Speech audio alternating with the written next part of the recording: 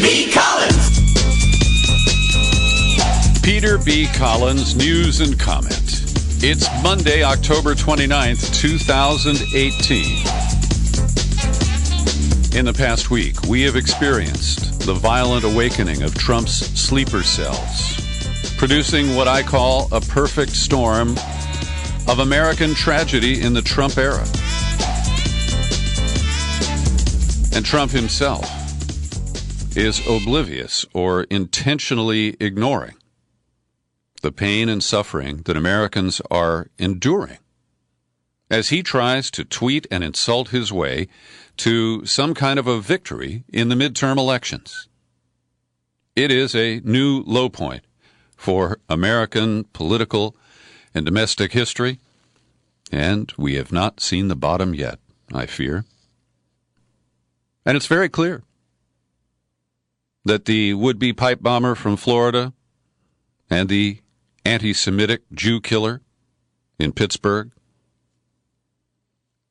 that their violent activities were triggered by Trump and by right-wing media. And while it's always easy to blame Fox and a lot of online stuff, let's not forget Sinclair Television, the network that owns local stations across the country and programs them nationally in a very aggressive pro-Trump messaging strategy. And it's very clear that the truck driver in Pittsburgh, Robert Bowers, is a man who is consumed by hate, and it's focused on Jews and on immigrants. And while Bowers is not as total a Trump loyalist as the would-be pipe bomber in Florida,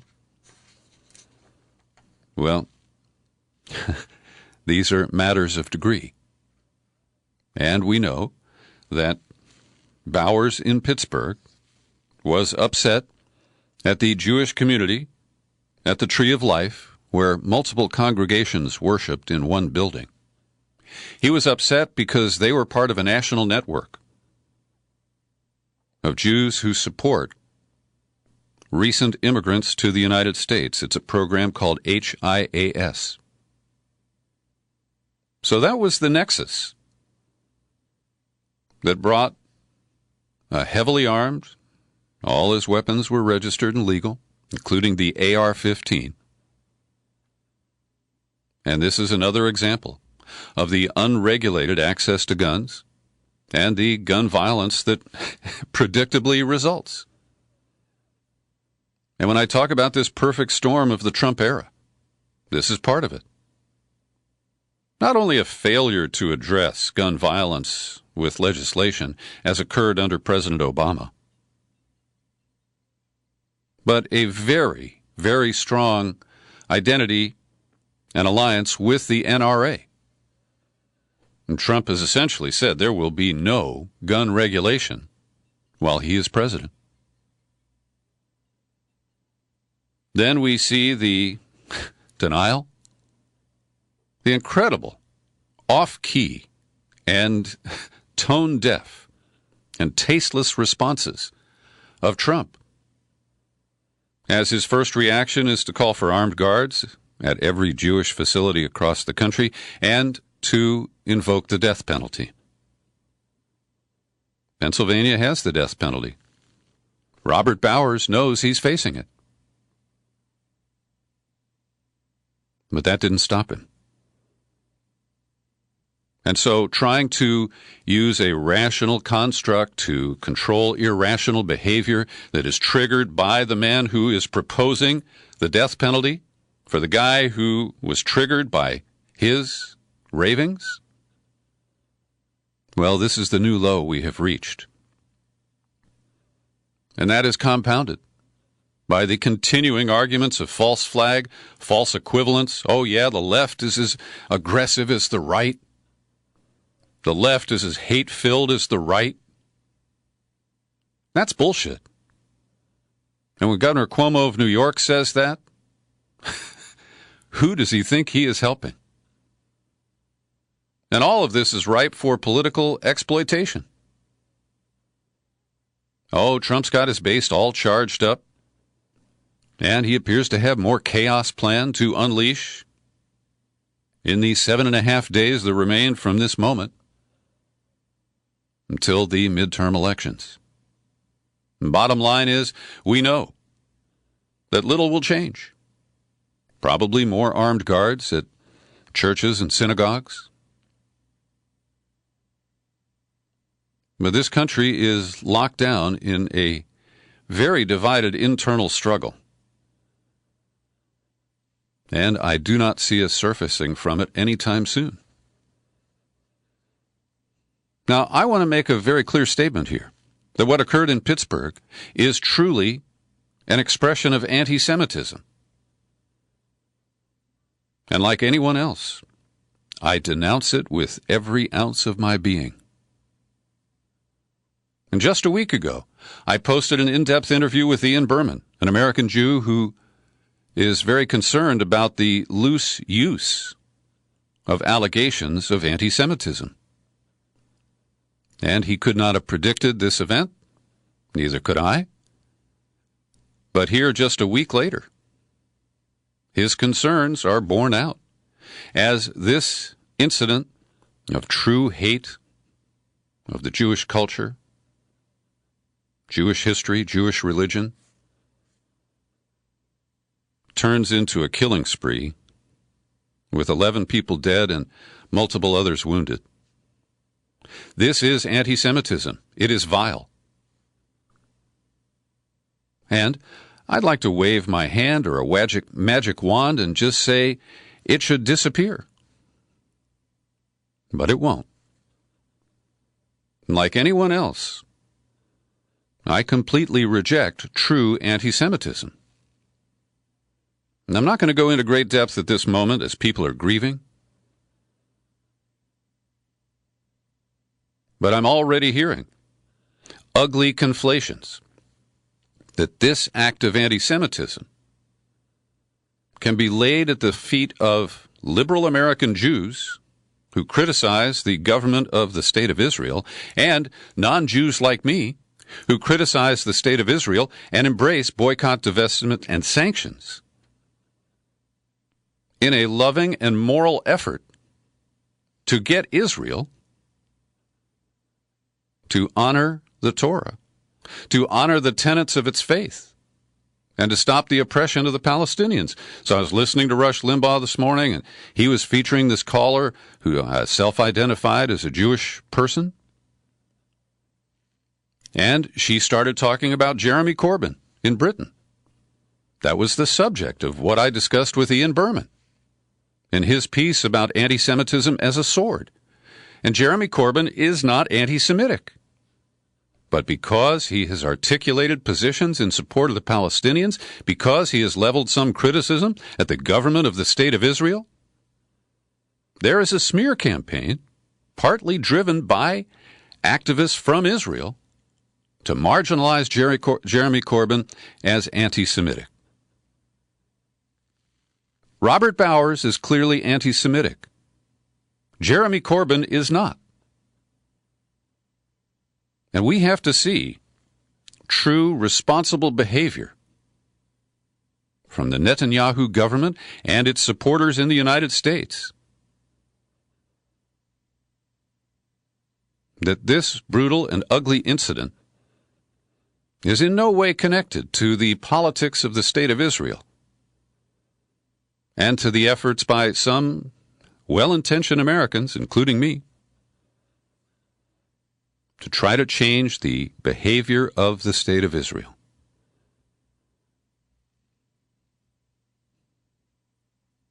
Friday night, Saturday morning, before I learned of this carnage, I had a dream. I don't have a lot of dreams. I don't usually talk about my dreams.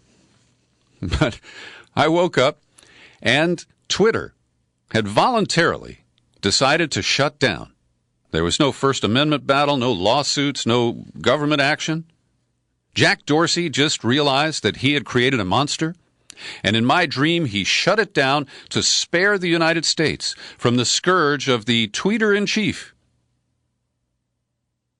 who uses that platform in such a violent and vile way. Jack, are you listening? Of course not. And I won't tweet at you because I just don't do much tweeting, Jack. You'll have to get by without me. Now, reaction in Pittsburgh is very strong. A group of Jewish leaders who call themselves Bend the Arc announced, President Trump, you are not welcome in Pittsburgh until you fully denounce white nationalism. It was just a week ago in Montana. He said, yeah, call me a nationalist. Maybe it wasn't Montana. Forgive me. Those mob rallies kind of blur together now. But Trump is unbowed, and he just insists on keeping on hitting the Twitter keys. There's great anger in our country caused in part by inaccurate, even fraudulent reporting of the news. The fake news media, the true enemy of the people, must stop the open and obvious hostility and report the news accurately and fairly. So Trump wants the media just to publish White House news releases and publish his tweets without any comment, without any fact-checking or anything of the sort. He's basically demanding that we all genuflect in front of him, take a knee, if not two, and pledge our loyalty and allegiance to the demented vision of America that Trump projects. And so as America mourns and Trump continues to sow division, as all those reports tell us the Russians are so busy doing. Yeah, who's that clown, Chuck Todd on NBC? Last week, he was the first to float, oh, maybe the Russians sent those pipe bombs. I mean, that's where we have come to. And Chuck Todd creates the target for Trump to denounce the media as the enemy of the people. And in a case like that, you have to say, wow, why do you keep giving him those openings? And why do you keep reporting on all of his tweets? Can't you allow my dream to occur even if it's just for a few hours? So I'm reluctant to repeat the details of the event in Pittsburgh. You already know that. And you've already seen the quotes from the social media of Bowers. Jews are the children of Satan. And, as I mentioned, this Jewish nonprofit organization, a compassionate group called HIAS, they were planning a Shabbat ceremony for refugees in locations all around the country a few weeks ago. And Bowers found out about it, and he said, why, hello there, HIAS. You like to bring in hostile invaders to dwell among us? So that is the clear connection between Trump and Bowers.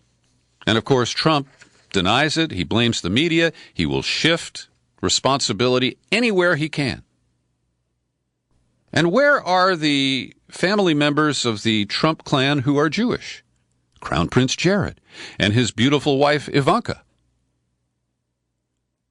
Now, maybe they've been tweeting and I just am not aware of it. But this is the moment when, we were told Ivanka would be able to moderate her father's extremities or extremism. I think that's the better choice of word there.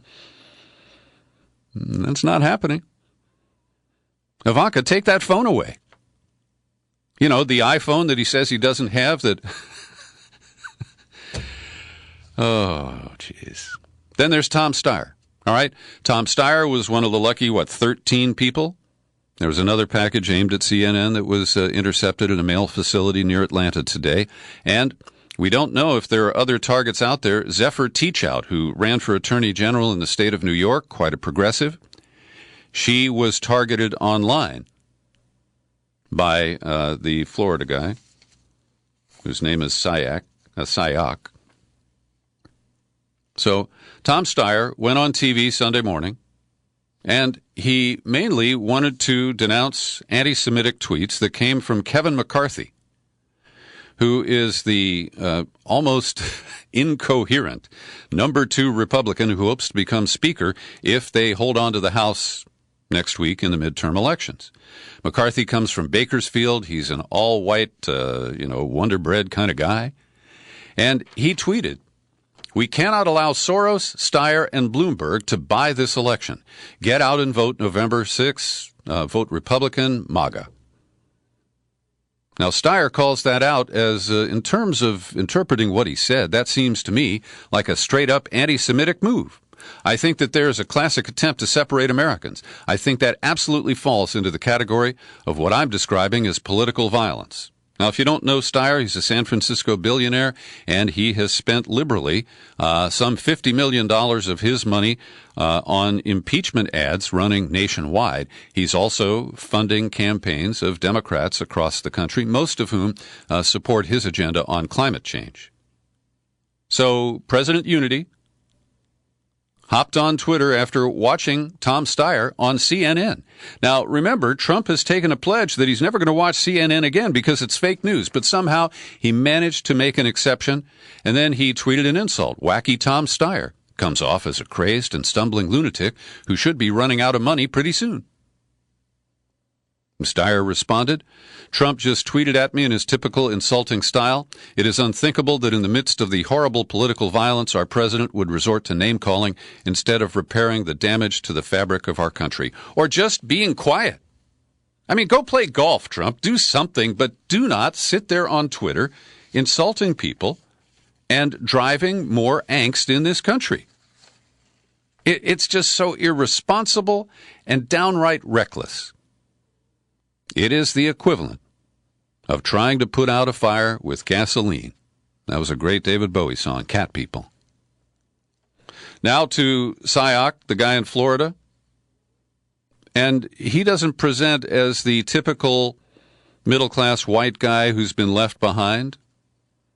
He appears to have some Filipino and American blood. He claims to be part of the Seminole tribe in Florida, but they haven't been able to establish that. Maybe Elizabeth Warren will pay for a DNA test for him. At any rate, he's quite a piece of work. He's been living in his van. He filed for bankruptcy. He lived with his mom, but he hates his mom. And so he is clearly a big mess. And what organized his life for at least the last 2 years is Trump. And as I mentioned on Friday, he was there at the biggest crowd in history for an inauguration. He went to some Trump rallies in Florida. He worked as a male stripper and a DJ at an exotic dancer club. So he's, obviously a fine example of American. On his Facebook page, he posted stories from InfoWars, WorldNet Daily, and Breitbart. By the way, I believe they're still up on Facebook, even though many independent media outlets that lean left have been purged. And I note with some disappointment that the Palmer Report, the nearly fact-free website that posts on Facebook, written by Bill Palmer, it's catnip for lefties, it's still up on Facebook. Anyway, over the past month, Mr. Sayoc came to the attention of the people here at Twitter in San Francisco because Rochelle Ritchie, a Democratic political commentator, had made an appearance on Fox News, and Sayoc tweeted threatening messages after she went off of Fox. The company replied that Sayoc's tweet didn't violate its rules against abuse. But after he was named as the bombing suspect Friday, Twitter apologized for the decision, saying his threat clearly violated our rules and should have been removed. We're deeply sorry for that error.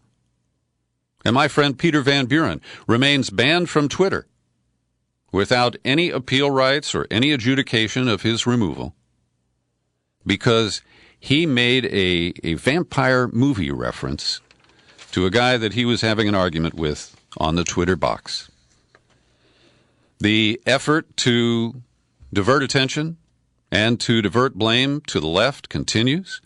And I picked up a piece that somebody posted on my Facebook page called Blacklisted News. I don't know much about it, but it features Paul Craig Roberts and a few others. And in a post by Kurt Nimmo, whose biggest claim to fame is that he is an ex-contributor to NewsBud, there's a long line of us, Kurt, He kind of recapped the events. He tells us that Sayoc had a friend who is a CIA agent, and he writes, it's not clear how friendly Sayoc was with this agent whose name is Prado. And Nimmo goes on in full speculation mode.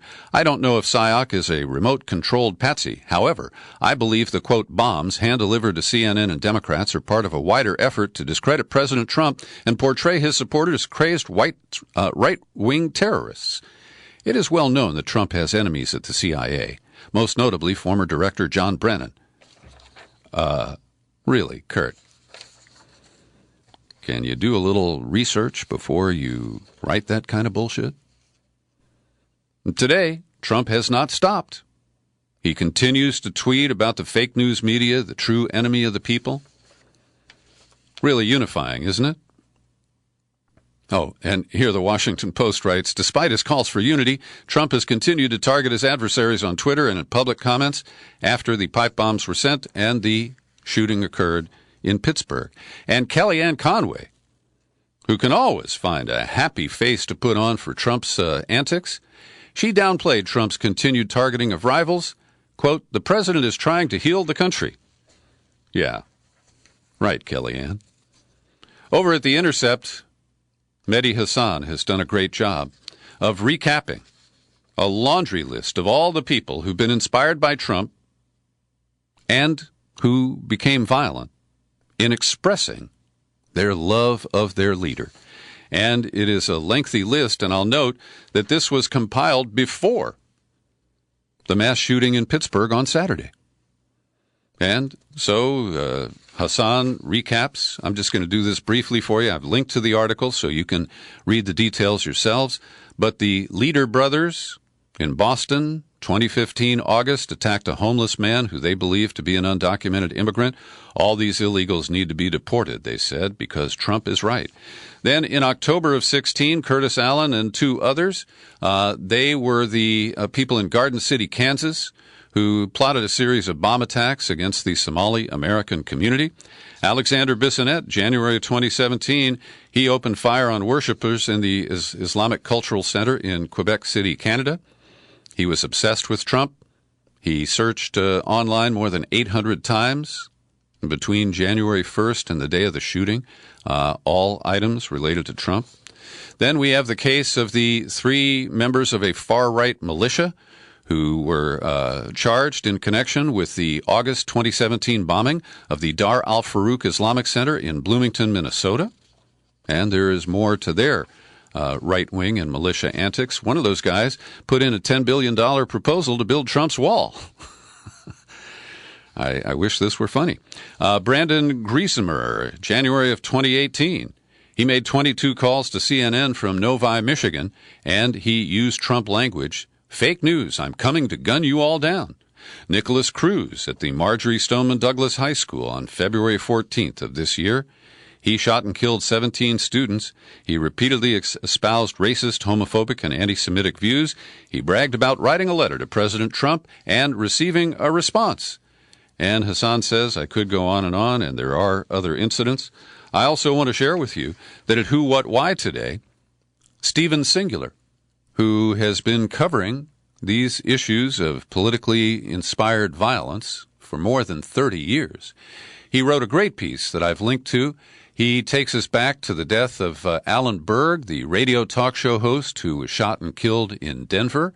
And he goes on to talk about other right-wing extremist groups, including The Order, and the group that killed the abortion doctor, Dr. George Tiller, after being, I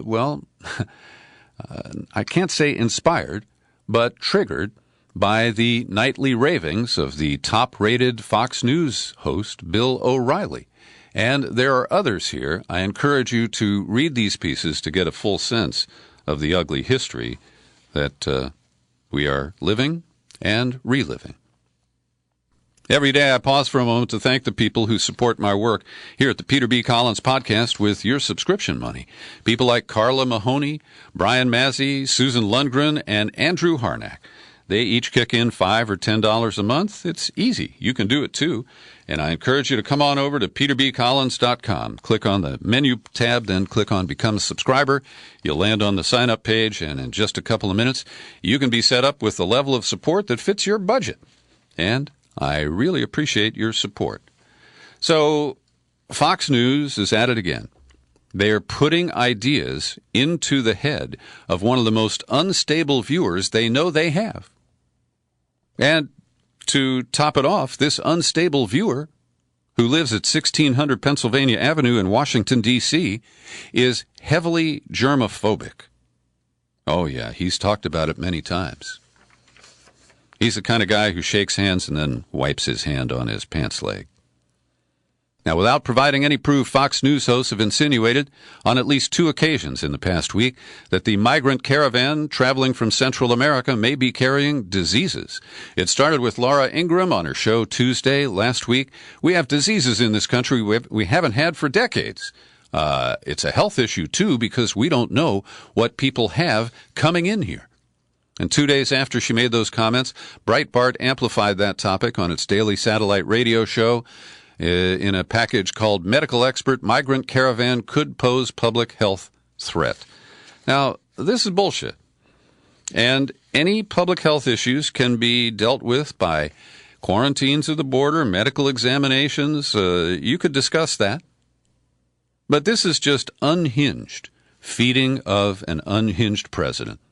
And Ryan Devereaux, also reporting at The Intercept, he's got a good enterprise story, because starting the first weekend of October, hundreds of immigrant families were dumped on the streets of Yuma and Tucson, Arizona. These are mostly Guatemalans, families who are awaiting a hearing on their asylum application, and they're just being left with no resources in the streets of these Arizona towns. And this has happened before. In 2014, Border Patrol dumped more than 400 people in Tucson and Phoenix in a single week. Right now, the ICE officials have notified local relief agencies that 1,100 people should be expected to be just dropped off, and they're not giving them any money, any transportation, either vouchers or tickets. They're just dumping them. And it appears that this could be an effort to create a new crisis with chaos on our side of the border, and we now hear that as many as 5,000 American troops will be sent to the border. It's purely a photo op. They are not permitted to do any actual enforcement of border regulations or apprehend people who are considered in violation. And the number keeps increasing as the number in the caravan is declining. And there is no military threat from these people who want to knock on our door and say, would you please let me in? Today, I'm releasing a new in-depth interview with a woman who I have quite a lot of respect for, Jennifer Briney. She runs the podcast called Congressional Dish. And I really applaud Jen because she watches the hearings, she reads the bills, she pays close attention, and then she comments on it. And her voice has become increasingly strong, and she's doing a form of personality journalism that I find quite compelling. So Jennifer Briney's latest package, or at least one of them, is about the Brett Kavanaugh hearings. Did you know that Brett returned to Georgetown Prep to a high school reunion over the weekend, and they cheered him as a conquering hero? When he took a picture with some other fellow graduates, he told them to put down the beers. And as a product of a Jesuit high school, the one in Cincinnati that's just like Georgetown Prep, I am deeply offended and deeply embarrassed. Here's an excerpt from my conversation on the Kavanaugh hearings with Jen Briney. That was the part that was so amazing to me. It was put in writing by the National Archives that we will not be done with even the small amount of, it's not small. They asked for, I think, 900,000 documents. So it's not small, but compared to the millions of documents that this Bush administration guy, had, they wanted 900,000. They were told in no uncertain terms, these won't be done until October. And so they decided to have the hearings anyway in September. And And and it was fascinating to watch it play out where these senators are like, why are there some documents that we're supposed to have that we now can't see? They didn't know. And then over the course of the few days, they found out, it was the W. Bush administration that's shutting all this down. You can hear the full in-depth interview with Jennifer Briney released to my subscribers today at peterbcollins.com. Tune in, Spreaker, Stitcher, and at iTunes. And speaking of Kavanaugh, Heidi Heitkamp, the senator from North Dakota, who is likely to lose next Tuesday if the polls are accurate, and if the voter suppression, particularly on the tribal reservations, holds. She raised $12.5 million, largely in donations of under $200, in the 2 weeks after she voted against Kavanaugh's confirmation. In Brazil, the ugly reality has presented itself. Voters, by a 10% margin, elected Jair Bolsonaro as the new president. And I have some friends, just a handful of friends in Brazil, and they are so worn out by the crisis that came out of the Labor Party, the PT Party's reign, the impeachment of Dilma Rousseff, the car wash scandal that touched almost every politician with scandal. They're just fed up, and they have pulled the ripcord, the emergency release button. And this guy is very dangerous. He presents kind of like Duterte in the Philippines. A few years ago, he said elections won't change anything in this country. Unfortunately, it'll only change the day that we break out in civil war here and do the job that the military regime didn't do, killing 30,000. If some innocent people die, that's fine. In every war, innocent people die. I will even be happy if I die, as long as 30,000 go. Trump rushed to congratulate Bolsonaro on Sunday and tweeted, "We had a very good conversation with the newly elected president of Brazil," and blah, blah, blah. So he also says, "I am in favor of dictatorship. We will never resolve serious national problems with this irresponsible democracy." And one commentator said, "I've never seen him participating in debates about the electric grid, the environment, education, health, urban mobility, or housing. He's monothematic. Everything is about a communist threat and about gays." And here's a juicy quote from Bolsonaro. "I am in favor of torture. You know that. And the people are in favor of it, too. And get this. When he voted to impeach Dilma Rousseff, who had been tortured under the military dictatorship, he did so in the memory of the colonel who had tortured her." That's really sadistic. And that is the new leader in Brazil. Angela Merkel is hanging it up after more regional elections in the state of Hesse, or is it Hesse, were set back for her party, the Christian Democratic Union. She's been the chancellor for 13 years, and she is making way for a transition. It may not occur until 2021 if she has her way, but it appears that they will work to call early elections and name her successor before then. Washington Post columnist Margaret Sullivan got it partially right. Headline reads, "Voter suppression is a crucial story in America, but broadcast news mostly shrugs." And she highlights North Dakota that I just mentioned, Georgia, the purging center of America, Kansas, where the Secretary of State Chris Kobach ran the interstate cross-check list. She writes, "Voter suppression is alive and well in the United States, but Americans who rely on the broadcast news networks don't hear about it. Only 10 minutes of coverage has occurred on the big three networks, CBS, NBC, and ABC, since Labor Day, related to voting rights in this country." Now, I wish that people at the Washington Post had read her commentary, her op-ed, before this was published. Jimmy Carter calls on Brian Kemp to resign as Georgia Secretary of State, and Jimmy's right. He said that public confidence is threatened by Kemp's dual role as candidate and overseer of the state's elections. Jimmy wrote, "In order to foster voter confidence in the upcoming election, which will be especially important if the race ends up very close, I urge you to step aside and hand over to a neutral authority the responsibility of overseeing the governor's election." So they cite some of the issues related to Carter's call for this step down by Kemp, but they don't make any mention of the massive purging of voters by Greg Palast's estimate over 300,000 based on a voter caging scheme. They only talk about the 53,000 absentee applications that have been held up by Brian Kemp's office.